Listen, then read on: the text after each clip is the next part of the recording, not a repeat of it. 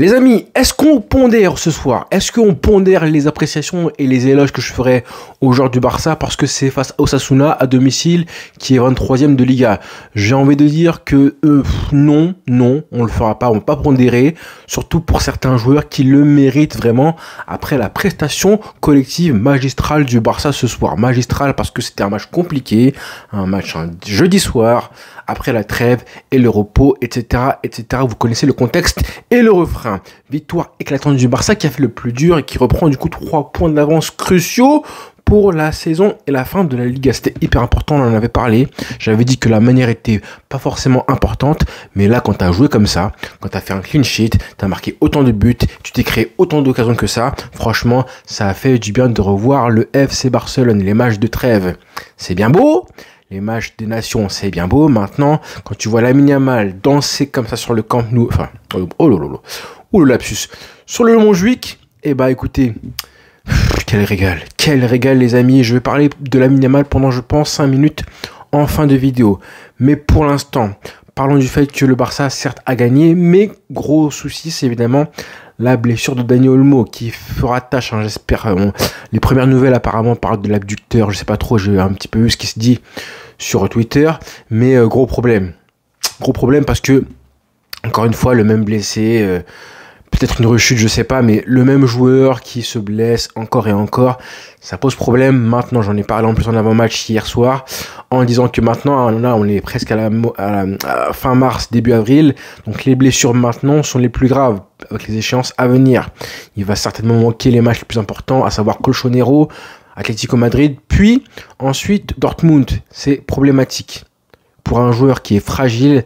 Je pense que Flick aurait peut-être dû le faire le ménager. C'est un joueur fragile, on le sait, hein. C'est le joueur le plus fragile de l'équipe, de l'effectif, qui s'est déjà blessé, qui quand même a joué en plus pas mal, 80 minutes je crois, dimanche dernier face à la Hollande. Donc, il fallait un petit peu, selon moi, le ménager. C'est pas très grave, en tout cas pour le match, puisque le Barça a gagné 3-0 et que tous les joueurs ont fait un récital. Tous les joueurs, hein. Alors, à part peut-être Eric Garcia qui a été un petit peu léger, un petit peu brouillon défensivement, mais le reste, hein, le retour du Barça de Flick avec ses forces et ses faiblesses, son collectif, un milieu de terrain qui a été incroyable, qui maîtrise la rencontre totalement. Pedri, Frenkie de Jong, son début de match, hein, je me suis dit mais qu'est-ce qu'il veut le mec? Est-ce que le mec veut qu'on parle de lui dans les potentiels candidats au Ballon d'Or comme les autres?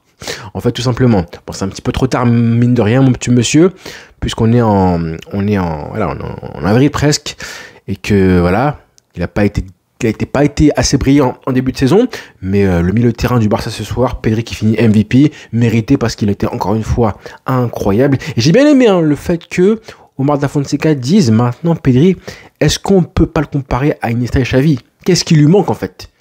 Vous allez voir, c'est une vidéo qui arrive de ma part, que je pondrai justement à ce sujet-là. Je vous spoil pas, mais bon, ce sera intéressant de voir où le placer ce mec-là, parce que il lui manque pas grand-chose. Hein. À part des gros trophées dans le jeu, il lui manque pas grand-chose. Un récital de Pedri, à ne pas sous-estimer non plus le récital de Monsieur Frenkie de Jong, qui a été incroyable. Il est à l'origine du premier but. Pareil pour Koundé. Hein. Koundé, ça fait du bien de ne pas voir Zaragoza. Hein. Ah oui, hein. Là, Koundé, il était un ailier. Le mec, c'était Cafou. Il a pris le couloir. Il se permettait des débordements. Il se permettait même de laisser de l'espace carrément à l'ailier gauche adverse, car il savait qu'il avait le temps de revenir, comme c'était pas Zaragoza. Donc on avait un Koundé qui s'était transformé en Cafou, qui est justement lui aussi à l'origine du premier but, qui fait la passe pour Frenkie. Et le but, il est incroyable, avec des talonnades, le jeu en touche de balle, avec une action complètement folle. Le Barça de Flick, quand tu joues comme ça, tu peux me ramener le bloc bas que tu veux. Quand tu joues comme ça, tu peux être à 10 derrière. Quand tu joues à une touche de balle, hein, c'est comme ça. Hein. Il n'y a pas beaucoup de solutions. Pour réussir à déglinguer un bloc bas, tu n'as pas le choix. Soit tu écartes le jeu et tu rentres vite vers l'axe, soit tu perces l'axe. Deuxième chance, soit, je recommence, soit tu passes par les côtés et tu rentres vite vers l'axe, soit tu perces l'axe, comme ça a été fait sur le but du 1-0, et après tu joues vite à une touche de balle dans les petits espaces. Et tu vois l'action, talonnade, Frenkie de Jong, Ferran Torres, la passe pour Baldé qui joue très vite, le centre, et ensuite Ferran Torres qui met un but à la Lewandowski. un but de renard de surface. Comme on n'a pas vu assez cette saison, Lewandowski en marqué. Bravo à Ferran Torres. 14 buts. 14 buts cette saison TCC. C'est vraiment un chiffre magnifique pour lui. Il mérite du crédit. Hein. Il mérite plus d'éloges de la part des supporters du Barça. Moi, le premier. Ensuite, le but du 2-0, c'est le penalty. Incontestable, hein, parce que du coup, Olmo ne veut pas frapper. Il veut vraiment crocheter ou faire un sombrero au gardien. Il est fauché. La règle, c'est la règle ensuite. Hein. Malheureusement, il y a un joueur de Osasuna qui est dans la surface au moment où Olmo frappe. Donc, du coup, il le retire. Et il marque le but du 2-0. On voulait que le Barça marque le troisième but assez vite. Ça n'a pas été le cas. Je pense que si jamais le Barça avait marqué un troisième but assez vite, Lamine Yamal, si en plus il avait été buteur, serait sorti. Mais il a été incroyable évidemment. Hein. Mais voilà, j'ai envie de féliciter d'abord Gavi qui a fait un match de porc. Ne pas l'oublier Gavi. Hein. Que ce soit en début de rencontre, un peu plus avancé. Et ensuite, quand Olmo est sorti, un peu plus reculé, il a été incroyable. Je suis content. Peut-être à pondérer parce qu'en face c'était Osasuna, mais c'est justement ça, hein, grâce à des matchs comme ça, qu'on va revoir le vrai Gavi. Donc il faut un petit peu qu'il prenne du rythme face aux équipes un peu plus faibles, entre guillemets, de Liga. Bravo Gavi. Dans l'impact, et même dans cette prise de décision, il était partout, offensivement aussi dans les passes, il a pris un peu plus de risques. Ça, j'étais content de voir Gavi jouer comme ça. Bravo garçon, les duels aussi. On a retrouvé le mec qui a la grinta, qui est présent partout et qui défend juste, qui dans les duels apporte, qui du coup dicte un petit peu le tempo, mais plus défensivement. À savoir, je calme les actions, je calme le jeu avec mes duels. Ça, c'est important aussi, parfois de le faire. Donc bravo Gavi, bravo à Inigo Martinez qui a été encore une fois le défenseur qui a calmé la défense. Même Chesney aussi a été bon pour calmer la défense. Pour preuve justement l'action où il fait un crochet comme ça à deux attaquants au milieu, ça quand même ça montre justement les progrès du mec balle au pied. Rappelez-vous les reproches qu'on avait, c'était là il y a 2 mois de ça. Il y a 2 mois de ça en janvier, on se disait le mec il avait 2 faiblesses, les sorties et le jeu au pied parce qu'il n'était pas habitué à jouer autant au pied comme voilà, il a joué en Italie, à la Juve et tout, donc t'es pas au Barça forcément. Et là on le retrouve le mec qui a progressé, qui est même à l'aise et en confiance. Tu fais pas ça si t'es pas en confiance. Hein. Tu fais pas un mouvement comme il l'a fait si t'es pas en confiance. Donc bravo garçon. Baldé a été très bon aussi. Pareil, j'ai bien aimé les replis défensifs. Hein. Cette fois-ci, pas comme face à l'Atlético où je devais reprocher ça. Là, honnêtement, il a été très bon. À chaque fois, il se butait pour revenir en défense. Donc j'ai parlé de tout le monde là, que du positif. Koundé, Gavi, Pedri, Frenkie, bref. Et pour finir, Lamine Yamal, Ferran Torres a marqué son but. Magnifique, bravo, merci. Et Lamine Yamal, il a ni marqué ni fait une passe décisive, hein, même si je pense que en fin de rencontre, il aurait mérité avec la passe qu'il met pour Pau Victor. Bon, Pau Victor, par contre, la finition, ça m'a un petit peu énervé. Mais en fait, Lamine Yamal, je le regardais, hein, il marque pas ce soir, pas une passe D. Et pourtant, je sais qu'il y en a parmi vous qui m'ont dit hier, je crois, ou avant-hier, Charel, tu parles trop de Lamine Yamal, tu devrais même renommer ta chaîne Lamine Yamal, bref, en mode petite pique, hein, je vous connais. Hein. Bref, mais les amis, j'ai envie de pas en parler, pas autant en tout cas, parce que voilà, mais je suis obligé en fait. Je suis obligé. Son match, il marque pas, mais même, pour moi, c'est un de ses meilleurs matchs. Et je vois le joueur qui progresse. C'est pas le même joueur qui a encore 1 ou 2 mois de ça. Il continue à progresser, regardez-le bien. Il se libère encore plus, il tente des choses et il les réussit encore plus, même balle au pied. J'ai vu un mec qui maintenant est encore plus fin techniquement dans ses petits dribbles, ses petits crochets. C'est encore plus fort. Il y a une action à un moment où il prend le ballon et il fait 2-3 crochets en bout de course avec la petite touche. Vous savez, la petite touche là, en bout de course, avec juste le pied qui se plante extérieur du pied. La marque des grands gauchers, hein, à la Messi un petit peu. Parce que tu vois que le tacle arrive, donc tu mets le petit touche de balle là pour écarter du coup le défenseur et le ballon. C'est vraiment des choses comme ça que je vois que le mec il est tellement fort et fin et qui progresse techniquement. Son toucher de balle est différent. Il y a un moment, une action les amis. Je sais pas si vous l'avez en tête, il y a un ballon qui monte comme ça. Et il fait une espèce d'amorti en même temps crochet intérieur. Et après, il frappe en espèce d'enroulé. Parce que la frappe, le contrôle incroyable. Et en fait, c'est un geste qu'il a inventé là. Je me suis dit, hein, le niveau de difficulté technique de son geste. Je vais essayer de le trouver là, je vais le mettre dans la vidéo, en espérant que YouTube ne strike pas ma vidéo, mais le niveau de difficulté du crochet, c'est un truc de ouf. Je n'ai jamais vu ça. Il a inventé un geste devant moi, là, comme ça. Et s'il marque ce but-là, c'est un but all-time.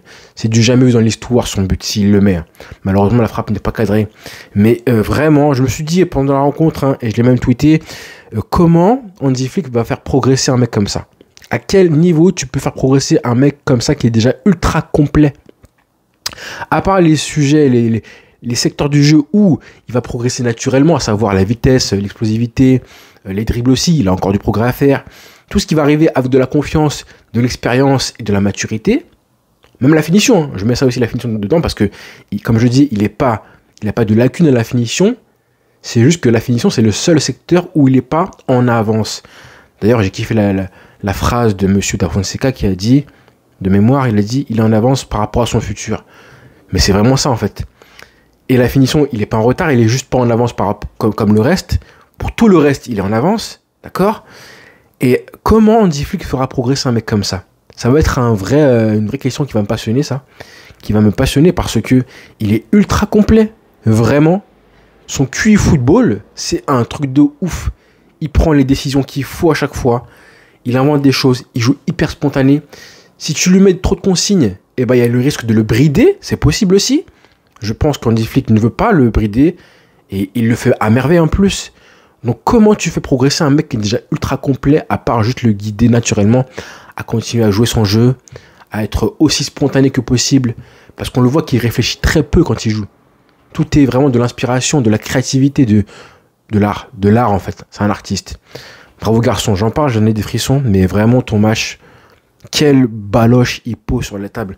Alors en face c'est Osasuna, d'accord, mais justement en fait, ces matchs-là où tu vois que il joue pas, il déjoue pas, il veut pas forcer le but, forcer quoi que ce soit. Il joue avec l'instinct, la créativité et vraiment que du naturel. Je me dis, ce mec-là, même parce que le foot, c'est quoi? C'est 4 secteurs.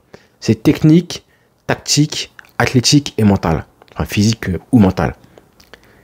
Mais je pense que en termes, dans les 4 secteurs, il est vraiment ultra doué. Peut-être un peu plus que Neymar, en tout cas. D'un point de vue tactique, je pense qu'il est devant Neymar. Déjà, devant CR7, loin devant CR7. Un petit peu moins, mais pas si loin que ça que Messi. Hein. Il est derrière Messi, mais pas si loin que ça. Après, techniquement, c'est vrai qu'il est moins bon que Neymar, moins bon que CR7 à l'époque, moins bon que Messi. Mais globalement, ce qu'il a mentalement, c'est un fou. Il est ultra doué. Vraiment. Pour moi, il est presque aussi doué que Neymar. Quand je fais la globalité des 4 secteurs, là, il est presque aussi doué que Neymar.